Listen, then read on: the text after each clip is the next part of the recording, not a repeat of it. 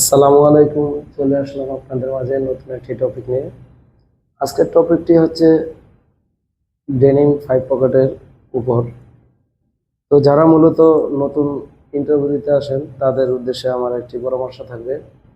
সেটা হচ্ছে একটি পেন, ডেনিম পেনে কতজন ম্যান পাওয়ার লাগে এবং কতগুলো মেশিন লাগে, সেই একটি আপনাদের আমি সামান্য একটি ধারণা দেব। এবং জিএম স্যাররা আমাদের যারা নতুন সুপারভাইজার এবং নতুন লাইন চিফ ইন্টারভিউ দিতে যায়, তখন মূলত জিএম স্যাররা বলে যে এই একটি প্যান্টে অ্যাসেম্বলি কত এবং এই প্যান্টের ইফিসিয়েন্সি কত হবে। মূলত একটি ডেনিম প্যান্টের 5 পকেট প্যান্টে 16, 14, 18 এরকম অ্যাসেম্বলি হয়ে থাকে। তো অনেকেই অ্যাসেম্বলি কি এই জিনিসটি জানে না।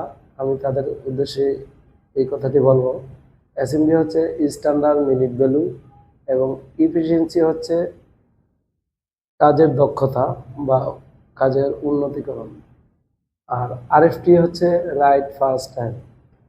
তো ধন্যবাদ সবাইকে। আমার এই ইউটিউব চ্যানেলটি সবাই সাবস্ক্রাইব করে দেবেন এবং সবাই ফেসবুক পেজে যুক্ত থাকবেন। ধন্যবাদ।